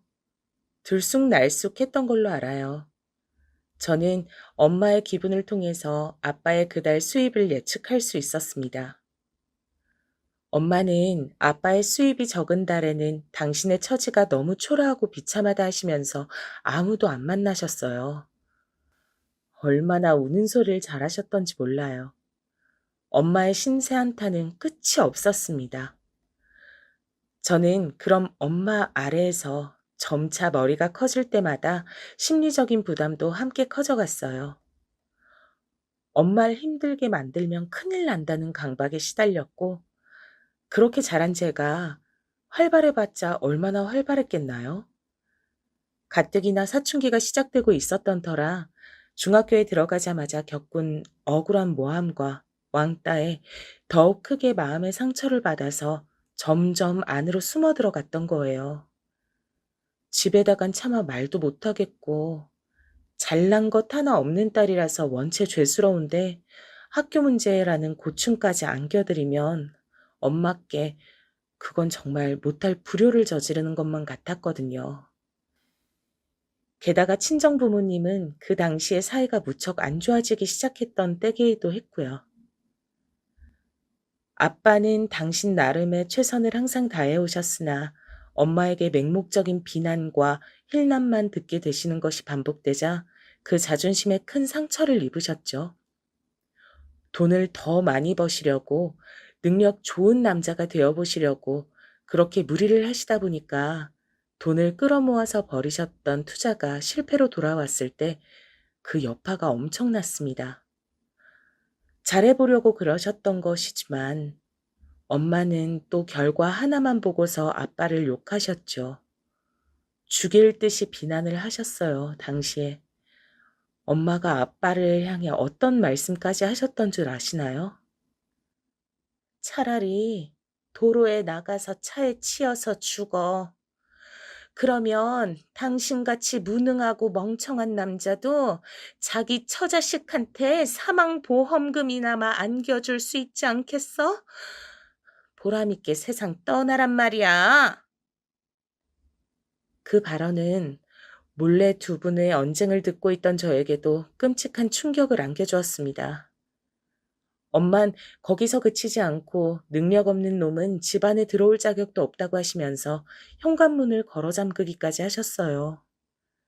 그래서 아빠는 한동안 집에 안 돌아오셨고 일하시던 공장에서 숙식까지 해결하셨었죠. 엄마가 당시에 아빠 욕을 얼마나 많이 하셨던 줄 모릅니다. 당신의 처지를 동화 선녀와 나무꾼에 비유하기도 하셨었죠.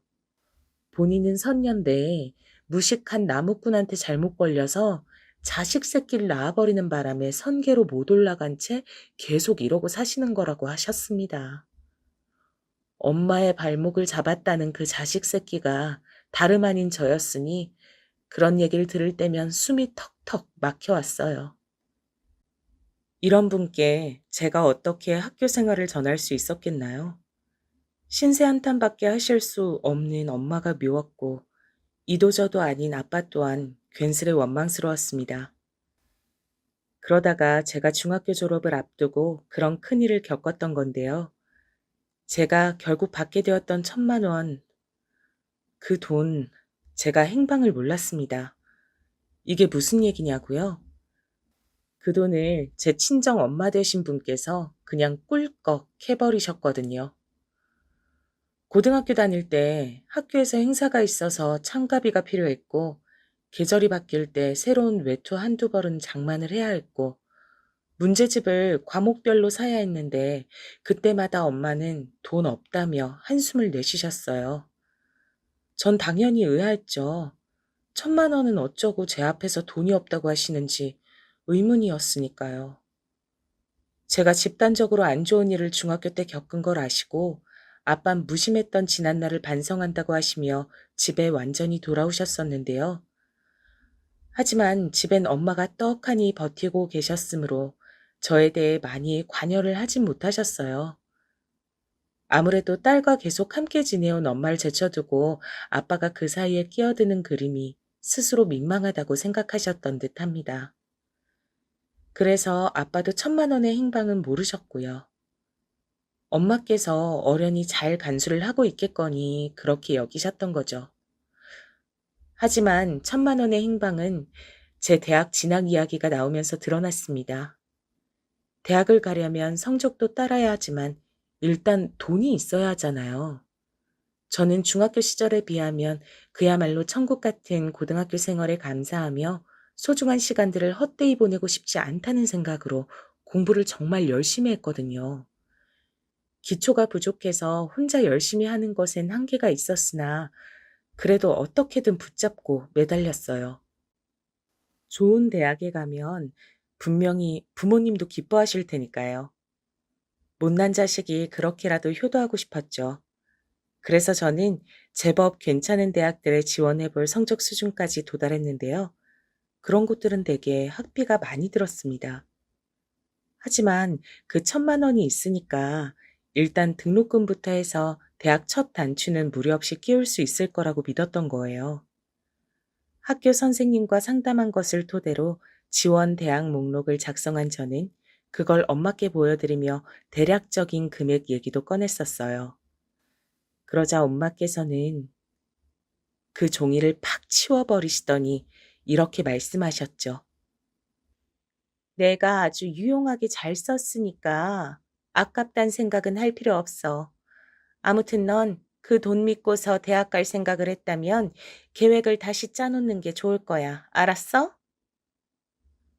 어렸을 때부터 친정 엄마의 그 어떤 고압적인 태도 앞에서도, 말도 안 되는 억지스러운 잔소리 앞에서도, 그리고 중학교 때 극심한 따돌림을 당하면서도 저는 제 몸이 덜덜 떨린 만큼 미칠 듯한 분노를 느껴본 적이 없었습니다. 그래서 그 순간에 제 스스로가 낯설더라고요. 심장이 엄청 빨리 뛰는데 반면에 머리는 차가워지고 손이 막 떨리는 이상한 감각이었어요. 그리고 저는 저도 모르게 외쳐버렸죠. 엄마, 어떻게 그러실 수가 있어요? 그 돈이 어떤 돈인데요? 시궁창으로 처박힌 제 3년의 대가가 바로 그 돈이에요. 그 돈. 그냥 1,000만 원 아니에요. 제가 죽을 만큼 힘들었던 거 견뎌내고 간신히 죽지 않고 버텨냈던 값이란 말이에요. 그런데 그 돈을 써버리셨다고요? 저한테 상의도 없이요? 왜요? 대체 엄마가 뭔데 마음대로 해요? 너 내 딸 맞니? 네가 지금 잠깐 정신이 어떻게 돼서 이러나 보다. 머리 식히고 감정 가라앉히고 나면 다시 정상으로 돌아올 거야. 가서 눈 좀 붙여. 싫어요. 제가 왜 그래야 되는데요? 너 진짜 미쳤어? 안 그러던 애가 갑자기 왜 이래? 너 네 엄마가 불쌍하지도 않아? 그깟 1,000만 원 쓴 거 가지고 하나뿐인 딸한테 이런 취급이나 당해야 되는 내가 불쌍하지도 않다면 너는 냉혈한이야. 내가 얼마나 힘들게 살아왔는지 네가 잘 모르니까 지금 이럴 수 있는 거야. 이 철없는 거사. 힘들게 사셨다고요? 네. 그래서요? 그런데 뭐 어쩌라고요? 지겨워 죽겠어요. 엄마 때문에 제 인생도 내내 힘들었는데 이 정도면 엄마나 저나 비슷한 거 아닌가요? 엄마 혼자 불쌍한 사람인 척하는 거 제가 보기엔 정말 어이없어요. 내놔요, 1,000만 원. 엄마가 진짜 제 친엄마가 맞다면 지금 1,000만 원 내놓으셔야죠. 그 돈이 없다는 건 말이 안 되니까요. 너 누구야? 내 딸이 절대 이럴 리가 없는데 너 혹시 악마야? 귀신이야? 아니면 사탄이야? 내 딸 얼굴 가죽을 뒤집어 쓰고 웬 미친 괴물이 내 딸 행세를 하고 있구나. 너 이리 와. 내가 퇴치해 줄 테니까. 거친 숨을 몰아쉬던 엄마가 대뜸 제 머리채를 잡아 뜯으셨어요. 그리고 제 뺨을 때리셨고 쓰러진 저를 발로 걷어 차셨죠. 그때 저는 놀랍게도 웃고 있었던 것 같아요. 그냥 입가에 웃음이 걸리더라고요. 왜 바보처럼 엄마의 말 한마디면 무서워서 벌벌 떨고 납작 엎드리고 매사에 눈치를 보고 그렇게 살았던 것인지. 정작 제가 그렇게나 조심스럽게 대해드린 엄마를 저를 별것 아닌 것으로 생각하고 우습게 보시면서 제 피눈물이 담긴 1,000만 원을 아무렇지도 않게 써버리셨는데 이렇게 멍청하니까 중학교 3년 내내 당하고 산 것이라는 생각이 들어서 차라리 속 시원히 엄마한테 더 얻어맞고 정신을 차리고자 했습니다. 제가 맞으면서 웃으니까 엄만 당황하셨고 동시에 약이 오르셨는지 악다구니를 써가시면서 저를 때리셨어요. 손에 잡히는 걸 죄다 저한테 던지시더라고요. 그리고 귀가하신 아빠가 이런 광경을 보고야 마셨습니다. 이게 다 뭐야? 무슨 짓이야, 당신? 지금 딸한테 뭐 하는 거야? 미쳤어? 정신 나갔어? 어떻게 엄마란 사람이 자기 딸한테 이럴 수가 있어? 이거 놔. 이게 다 따지고 보면 무능력한 당신 때문이야. 당신이란 작자가 능력만 좋았어도 내가 지금 이러고 살진 않았어. 그 순간 아빠의 손이 엄마의 뺨을 치셨습니다. 좁은 집안엔 기이한 정방만이 감돌았죠. 엄마는 믿을 수 없다는 눈으로 천천히 아빠를 바라보았어요. 저도 놀랐고요. 아빠는 그동안 저에게 밟아도 꿈틀하지 않는 지렁이 같은 분이었는데 그런 아빠가 엄마를 때릴 줄은 몰랐습니다. 하지만 홧김에 그런 게 아니란 것을 주장하시듯 아빠의 표정은 결연하기만 했어요. 무서울 정도로 침착해 보였죠. 엄마는 이게 아닌데 하는 얼굴로 당혹스러워 하셨고 저는 그때 깨달았습니다. 그 순간 그 자리에서 과거의 모습을 탈피하고 변한 것은 저뿐만 아니라 아빠도 마찬가지라는 것을 말이죠. 1,000만 원을 써버렸다고? 당신이 그러고도 사람이야? 더 이상 내 탓하지 마. 무능력하기로는 둘째가람 서러운 게 당신 본인이면서 누가 누구더러 자꾸 그딴 소리를 하는 거야. 당신은 아무래도 남편 잡아먹고 딸 잡아먹는 무서운 팔자를 타고났나 보다. 무서워서 더는 같이 못 살겠으니까 이혼하자. 지금까진 아무리 그래도 이혼까진 아닌 것 같아서 참고 살았는데 채원이한테 이렇게 심하게 구는 당신을 보고서도 이혼 안 할 정도로 내가 정신 상태가 이상한 사람은 아니거든. 당장 이혼해.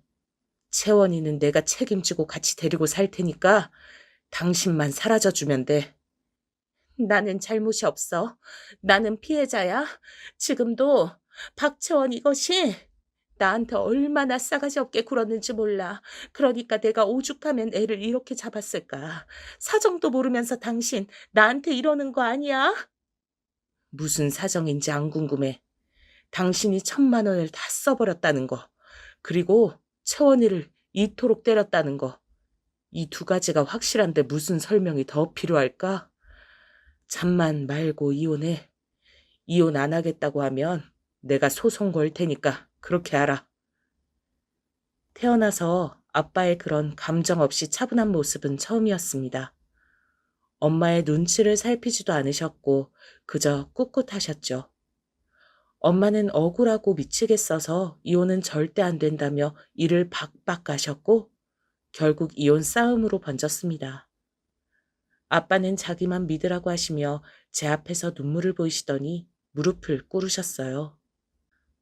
아빠, 왜 이러세요? 저한테 무릎은 왜 꿇어요? 이러지 마세요. 내가 너한테 정말 면목이 없다. 못난 아빠라서 미안하다. 딸이니까 아빠보다야 엄마의 손길과 품을 더 친근하게 여기겠지 싶어서 너를 네 엄마와 지내도록 내버려 두었어. 네 엄마가 얼마나 예민하고 제멋대로인 사람인 줄 내가 알면서도 너를 네 엄마에게 맡겨두었으니 내 죄가 크다. 전부 내 잘못이야. 네가 중학교 때 그런 심한 일을 당했다는 거 뒤늦게 알고 나서 집안에 신경을 많이 써보려고 했지만 생각만 그랬을 뿐 정작 용기가 나지 않아서 그러지 못했다. 못난 나를 용서해라 채원아. 정말로 미안하구나. 아빠의 진심 가득한 사과 앞에서 저는 숨이 넘어가도록 오열했습니다. 그간 엄마 때문에 고통을 당해온 사람은 저뿐만 아니라 아빠도 마찬가지였죠. 아빠도 힘드셨을 거라서 절 잘 챙기지 못하실 걸 충분히 이해한다고 머리로는 생각하고 있었는데 마음으론 아니었나 봐요. 아빠가 사과를 해주신 순간 그간의 모든 서름이 제 가슴 속에서 터져나왔습니다. 마음속 깊숙이 감추어두었던 서러움들이 그냥 밖으로 터져나와서 죄다 녹아버렸어요. 아빠와 서로를 붙잡고 한참 울었습니다. 전 새롭게 인생을 살기 위해 남은 수험 기간을 공부에만 매진하며 보냈고 기존에 예상했던 것보다 좋은 대학에 들어갈 수 있었어요. 아빠는 수중의 돈을 끌어모아서 절 대학에 보내주셨습니다. 걱정 말고 대학 생활을 즐기라고 해주셨죠. 저는 꿈같은 기숙사 생활을 하면서 대학교를 다녔어요. 그러는 동안에 부모님은 드디어 이혼 싸움의 마침표를 찍으셨습니다. 이혼으로 최종 결정이 나고 나서 엄만 저에게 연락을 해오셨어요. 저한테 연락을 하고 싶다며 아빠에게 간청을 하셨고 아빠가 제 의견을 물어보시길래 저는 제 연락처를 엄마에게 알려드려도 괜찮다고 답을 드렸던 거예요. 솔직히 내심 엄마가 저한테 마지막으로 애틋한 인사를 남겨주실 줄 알았습니다. 혹은 진심 가득한 사과라든지요. 하지만 전혀 아니었어요. 그래, 인생은 어차피 혼자 살다가 혼자 죽는 거야. 내가 혼자 됐다고 해서 주눅 들 줄 알아? 천만의 말씀. 전혀 아니야. 사람들이 나한테 남편 없다고, 자식 없다고, 그렇게 무시하며 손가락질을 해댄다고 해서 내가 하찮은 사람이 되는 건 아니거든. 보란 듯이 난 날아오를 거고, 만약 실패해서 추락하거든, 내가 반드시 유서에다가 원흉으로 너하고 네 아빠 이름 적고 떠날게. 대체 어떻게 하면 이혼하고 나서 자기 딸한테 남기는 마지막 인사가 그런 내용일 수 있었는지 저는 기가 막혔습니다. 괜히 엄마의 전화를 받았다 싶더라고요. 저는 대학에 입학한 후로 우울한 과거 따윈 가지고 있지 않은 사람처럼 완전히 새롭게 행동을 해온 바였어요. 기존에 저를 아는 사람이 아무도 없다고 생각하니까 이루 말할 수 없을 정도로 자유로워진 기분이었거든요. 시간이 갈수록 새로워진 제 자신에게도 이제 익숙해져 갔고요. 하지만 강인해졌단 건 순전히 저의 착각이었는지 엄마와의 통화 이후로 충격에 빠진 전 3일이나 시름시름 앓았습니다. 다른 사람들의 입에서 엄마라는 소리만 나와도 심장이 철렁 내려앉았었어요. 이토록 나약한 제 자신이 너무나 싫었습니다. 남들은 아무렇지 않게 다들 잘 사는 것 같은데 왜 저만 이러고 사는지 스스로 부끄러웠죠. 애써 괜찮은 척을 하면서 더 활발하게 살려고 했어요. 그렇게 애를 쓰다 보니까 여러 활동에도 발을 걸치게 됐었는데 그중 하나가 바로 독서 토론 모임이었습니다. 책을 읽고 나서 의견을 교환하는 모임은 제가 제 생각을 조리 있게 전달하는 연습의 장이 되어주기도 했었죠. 그리고 거기서 만난 남자가 있었어요. 전공이 전 완전히 달랐고 나이는 저보다 3살이 많았습니다. 잘 웃는 얼굴이어서 자꾸 시선이 갔었죠. 책에서 본 내용인데 사람은 자기한테 없는 것을 가진 사람에게 관심을 갖게 된다고 하더라고요. 제가 그런 것 같았습니다. 얼굴에 그늘이 없는 그 남자가 신기했어요. 저도 모르게 자꾸 쳐다봤으니 그 남자도 제가 자기에게 호감이 있다는 걸 알았을 겁니다. 하지만 뒤늦게 알게 된 사실은 그 남자가 자기하고 같은 과의 어떤 여자와 커플이라는 것이었죠. 그 과 사람들은 다 알 정도로 유명한 커플이라고 했어요. 임자가 있는 사람이란 걸 알고 전 마음을 접었죠. 그때서야 제가 그 남자를 계속 좋아했다는 사실도 제대로 알게 됐고요. 뭐든지 느리고 굼뜬 제가 바보 같았습니다. 그래서 단호하게 모임을 그만뒀고 졸업시험에 매진했어요. 그 다음엔 취업 준비에 몰두했고요. 나쁘지 않은 직장을 잡을 수 있었습니다. 첫 월급을 탔을 때 그걸로 옷을 사드렸더니 아빠는 감격해서 어쩔 줄 몰라 하시더라고요. 저는 그때 나도 드디어 어른이 됐나 보다 이렇게 생각했습니다. 하지만 사회인이 되어 월급을 받는다고 해서 능사가 아니더라고요. 마음이 허전했어요. 컨디션이 안 좋을 때면 중학교 때로 돌아가 친구들에게 따돌림을 당한 뒤 엄마에게 혼나는 꿈을 꾸곤 했습니다. 그 누구에게도 저의 이런 모습을 털어놓진 못했죠. 기껏 어렵게 사귄 친구들이 제 마음속의 어둠을 보고 나면 저한테 실망할까봐 티도 못 냈습니다. 그렇기 때문에 마치 운명처럼 느껴졌던 인연에게 제 속내를 털어놓게 되자 속절없이 이끌려서 결혼까지 해버렸던 것이겠죠. 그 인연의 이름은 바로 재회였습니다. 대학 시절 졸업 전에 들었던 독서 토론 모임의 그 남자였어요. 그때로부터 5년이 흘러 다시 우연히 카페 계산대 앞에서 마주쳤던 순간 서로의 얼굴을 알아보았고 연락처를 주고받았죠. 그 남자에겐 이제 여자친구가 없었습니다. 그리고 그 당시 제가 자기를 좋아했다는 걸 알고 있었다고 했어요. 그게 두고두고 생각나서 아쉬웠다고 그랬죠. 그 말을 듣고 제가 심장이 터지는 줄 알았습니다. 저와 만나보고 싶다며 먼저 고백을 해온 그 남잔 여전히 잘 웃는 얼굴이었고 제 이야기도 잘 들어줬어요. 저는 용기를 내어서 제 가정사를 털어놓았는데 그때 저를 꽉 껴안아 주었습니다. 그런 일들이 있었구나. 정말 많이 힘들었겠다. 그 심정이 얼마나 서러웠을지 가늠도 안 돼. 네 자신을 나약하고 못났다고 깎아내리지 마. 누구라도 그런 과거를 겪었다면 아직 힘들어하고 있는 게 당연한 거야. 저의 나약한 면모를 따스하게 포용해주는 그 남자가 좋았어요. 단숨에 홀려들었고 의지하게 되었죠. 그렇게 저는 금세 남편과 결혼까지 생각하게 됐던 겁니다. 시댁은 먼 시골이었어요. 하도 깡촌 시골이라서 남편은 고등학교 때부터 서울에 있는 이모님 댁에서 지냈다고 합니다.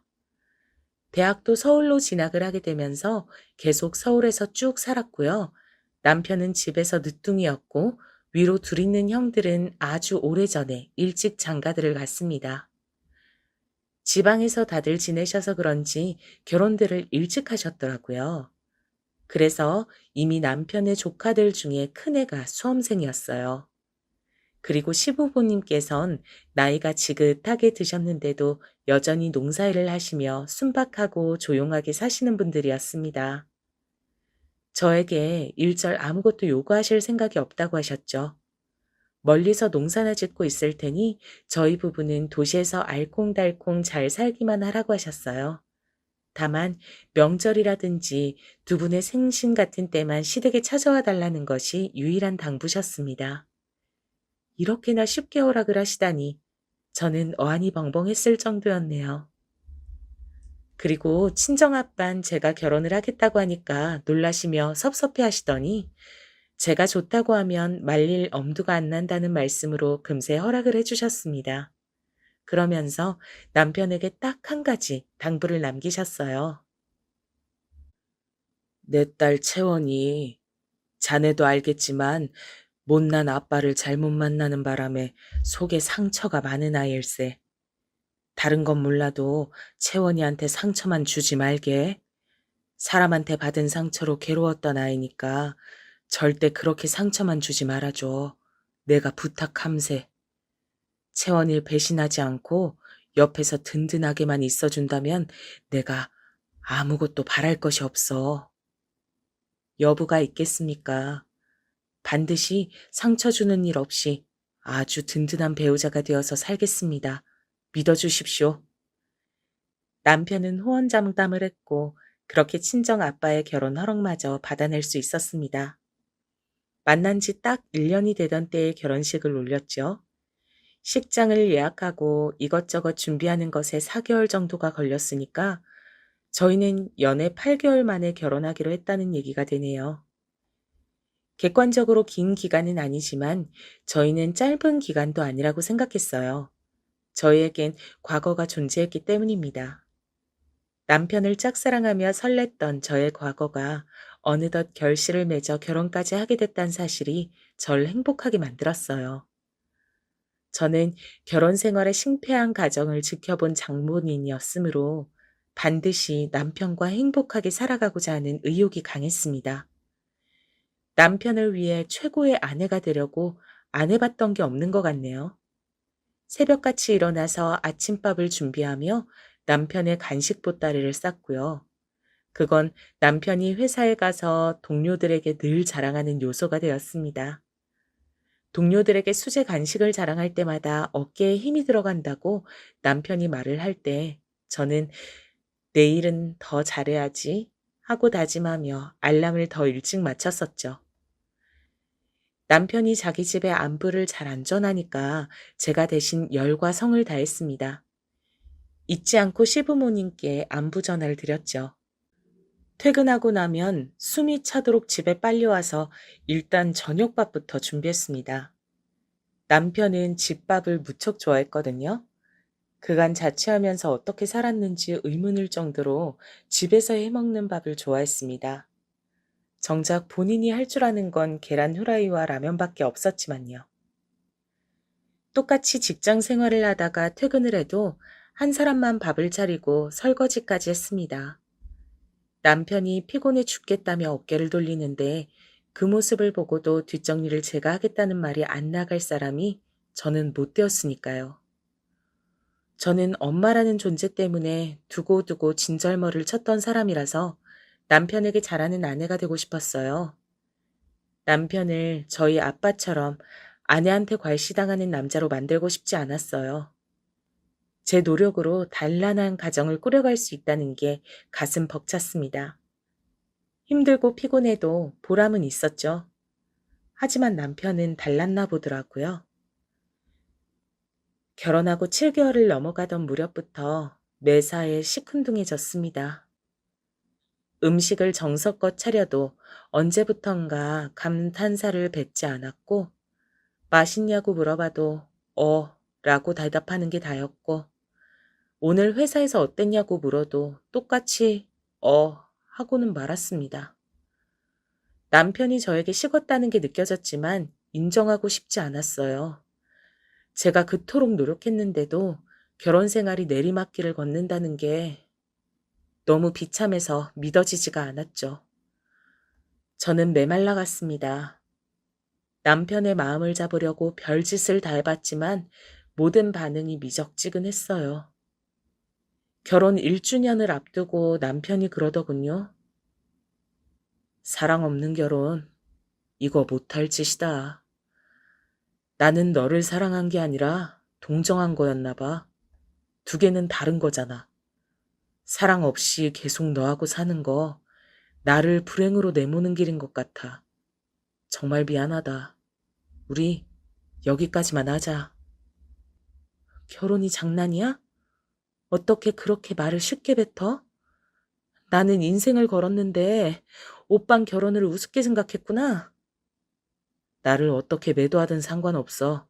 근데 불행한 결혼 생활은 비극일 뿐이란 거 너도 알잖아. 네가 가장 잘 알잖아. 그걸 그토록 잘 아는 사람이 설마 내가 계속 불행한 걸 옆에서 지켜볼 생각은 아니지? 너 그렇게 잔인한 여자 아니잖아. 그러니까 이혼해주라. 허무했습니다.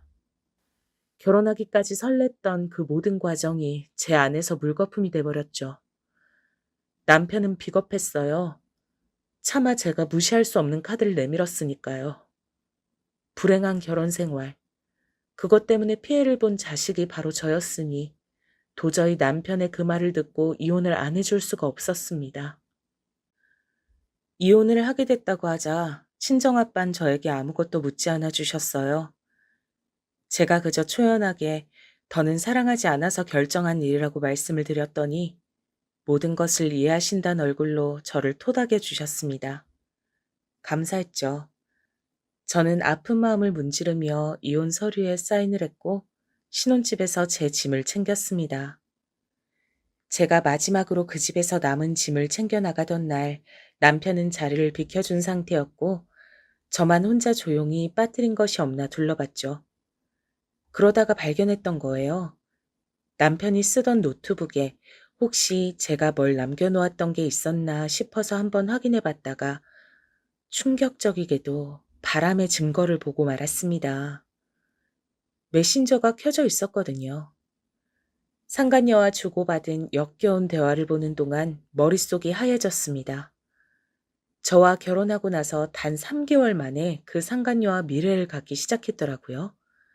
그리고 두 사람은 결혼을 생각하고 있었어요. 그래서 저와 길을 쓰고 이혼했던 겁니다. 비겁하게 바람난 사실을 숨기고 저와 이혼한 남편이 괘씸했죠. 그런데 충격은 그게 끝이 아니었어요. 상간녀는 바로 남편이 대학 다닐 때 만났던 여자친구였습니다.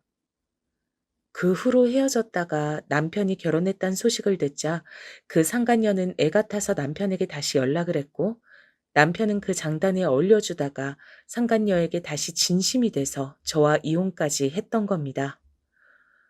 거기에 숨겨진 추가적인 비밀을 알고 저는 기절할 뻔했어요. 왜냐면 서로 주고받은 사진이 있었는데 거기서 나온 상간녀의 얼굴이 익숙했기 때문입니다. 설마 장미? 중학교 때 나를 개패듯이 했던 바로 그 장미? 경악스러운 반전이었습니다. 저를 때렸던 가해자가 남편의 전 여자친구이자 상간녀였어요. 충격에 숨도 잘 쉬어지지 않아서 저는 간신히 그 대화방의 내용을 전부 파일로 옮겨 담은 뒤 집을 빠져나왔습니다. 그리고 한참을 진정한 끝에야 그 내용들을 다 읽어보면서 퍼즐을 끼워 나갔죠. 장미인은 개명을 해서 장유빈으로 살고 있었습니다. 그리고 남편이 독서 토론 모임에 나가던 시절 남편은 장미희에게 모임에서 자기를 좋아하는 여자가 있는 것 같다고 얘기를 했었고요. 그 여자는 저였죠.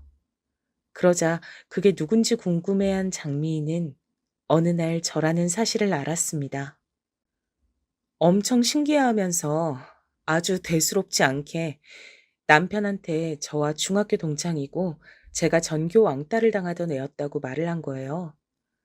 둘은 헤어졌었고 저와 남편은 시간이 흘러 우연히 마주쳤었는데 그때 남편은 장미희에게 들었던 얘기가 생각나서 저에게 호기심을 가졌었습니다.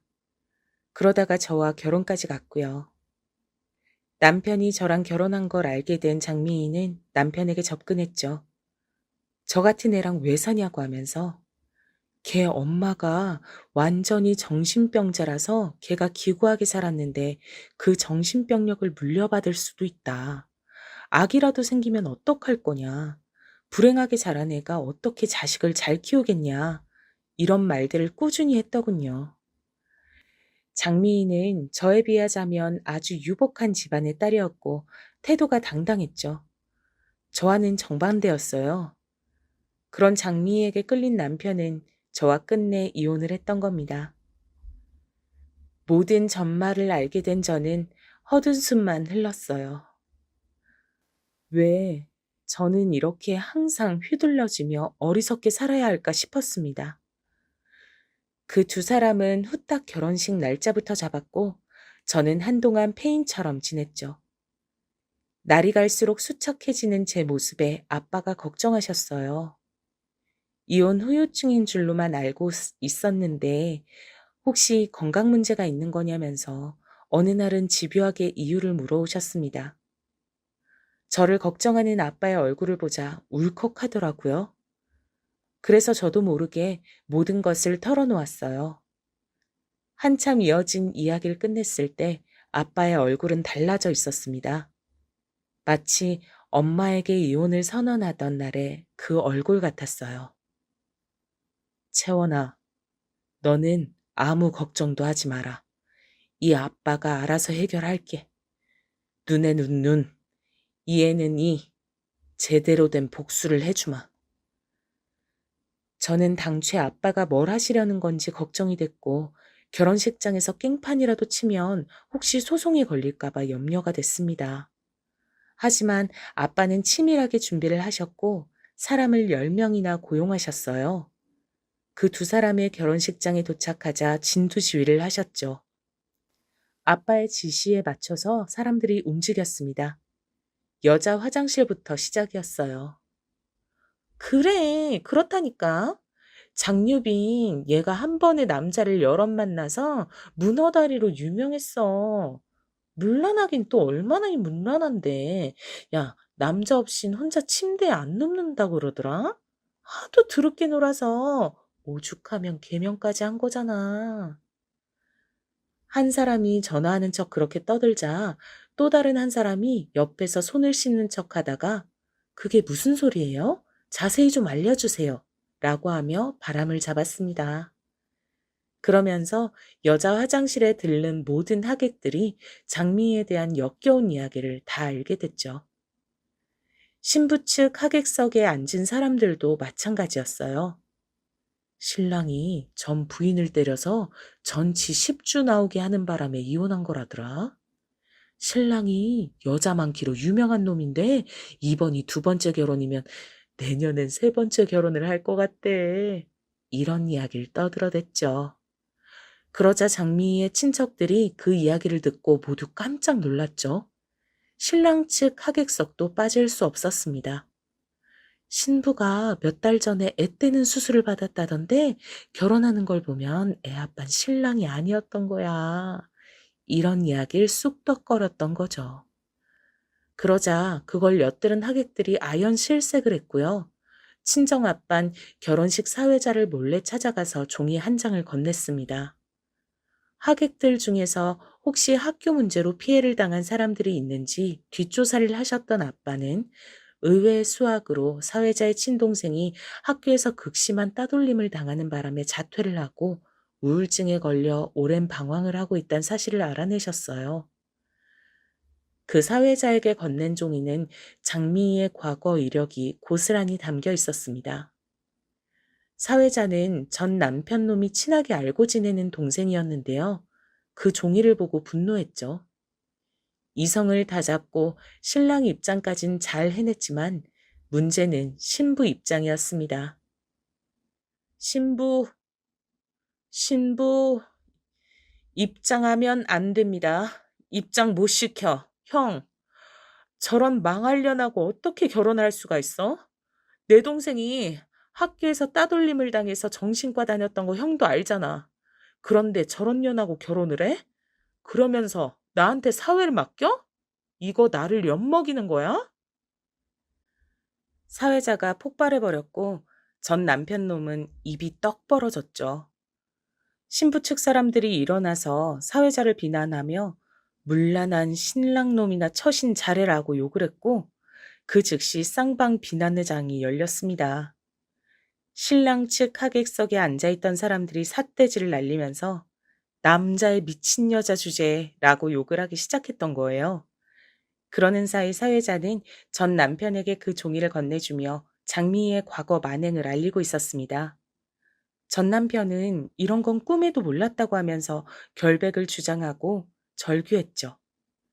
장미희는 결혼식장이 개판이 든 것에 아연실색하면서 도망치다가 웨딩드레스 자락을 밟고 넘어져서 코피를 흘렸습니다.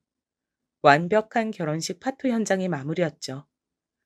하얀 웨딩드레스에 코피가 묻은 것까지 친정아빠는 모든 걸 카메라에 담아오셨어요. 그리고 저는 그 모든 장면을 보면서 울고 웃었지요.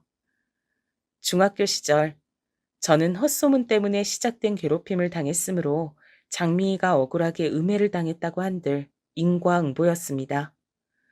전 남편 놈은 평판이 완전히 떨어졌어요. 가족, 지인들에게서 슬그머니 위맹을 당했고 얼마 후엔 퇴사를 했더라고요. 속이 후련했습니다.